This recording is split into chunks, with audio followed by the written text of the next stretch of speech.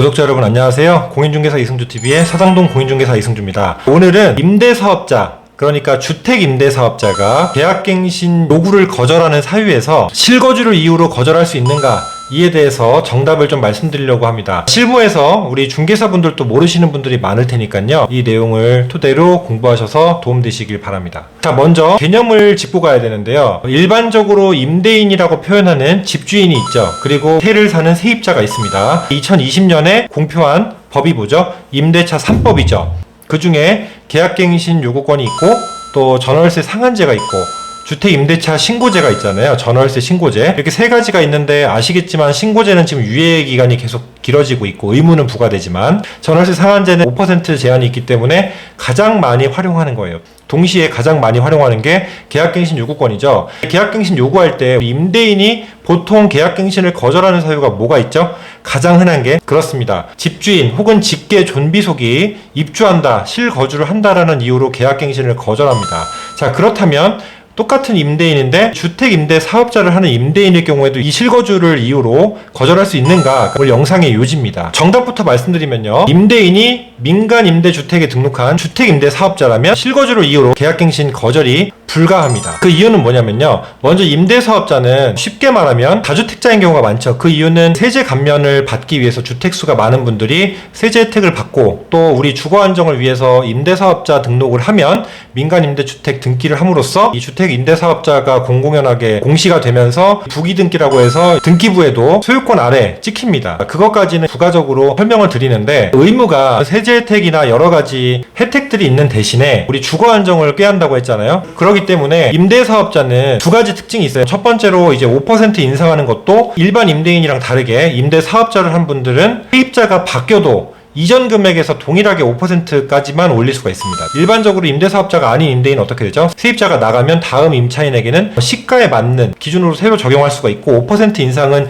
동일한 임차인일 때만 해당이 되잖아요. 근데 임대사업자의 경우에는 법리를 똑같이 적용하지 않고 세입자가 바뀌어도 똑같이 이전 금액에서 올리는 겁니다. 그래서 소위 관리비 꼼수라고 해서 이제 시세를 맞추기 위해서 관리비가 제한이 없었기 때문에 관리비를 월세를 엄청나게 올리는 그런 명목으로 많이들 부작용들이 일어났었죠. 오늘 요지는 그게 아니니까. 법리가 이유가 뭐냐면요, 민간임대주택특별법이라는 게 있어요. 그리고 또 우리 주택임대차 보호법이라는 또 특별법이 있죠. 이 두 가지가 둘 다 특별법인데, 이 민간임대주택특별법을 우선 적용하는 거예요. 주택임대차 보호법에서는 실거주를 이유로 거절할 수 있는 사유가 있지만, 임대사업자인 경우에는 이 실거주를 이유로 거절하는 요건이 명시가 되어 있지 않습니다.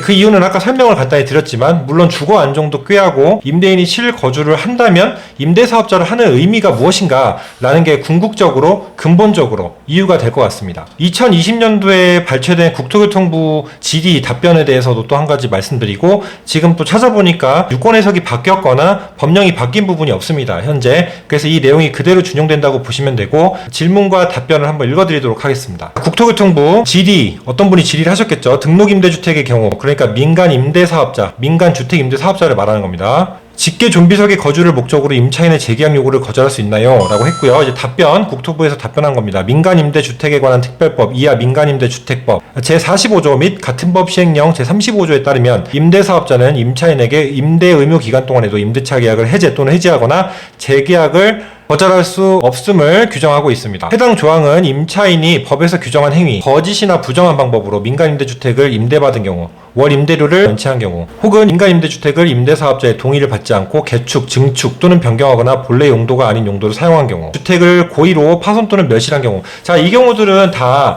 임차인의 고의, 그리고 중과실로 인한 부주의죠. 그리고 월차임이 밀렸을 경우, 그리고 무단 용도 변경, 이런 부분은 임대사업자가 아니어도 일반적인 임대인이 계약갱신 거절할 수 있는 사유가 다 명시가 되어 있는 건 똑같아요. 그러니까 나머지 부분들은 크게 다른 점이 없는데, 이 실거주 사유는 민간임대주택 등기를 한 주택임대사업자라면 실거주 이유로는 거절할 수 없다라는 내용이 오늘의 핵심이다 라고 보시면 됩니다. 그래서 요지는 다시, 등록임대주택은 재계약 갱신 거절 사유에 직계 존비속의 거주 목적을 위한 사항이 없으며, 임차인의 귀책 사유가 없는 경우 임대사업자는 임대 의무 기간 동안에는 임차인의 재계약 요구를 거절할 수 없습니다. 따라서 민간임대주택법 제45조에 따라서 임대차 계약을 해제하거나 재계약을 거절한 경우 같은 법 제67조 제2항 제4조에 따라 1,000만 원 이하의 과태료를 부과할 수 있음을 알려드립니다. 이렇게 됐습니다. 그러니까 오늘 내용 이런 요지나 설명 그리고 이유 등을 나열하고 열거하자면 매우 많고 영상이 길 텐데요. 오늘 요지는 그냥 간단하게 그겁니다. 여러분들이 아셔야 될 건 딱 한 가지겠죠? 임대사업자다.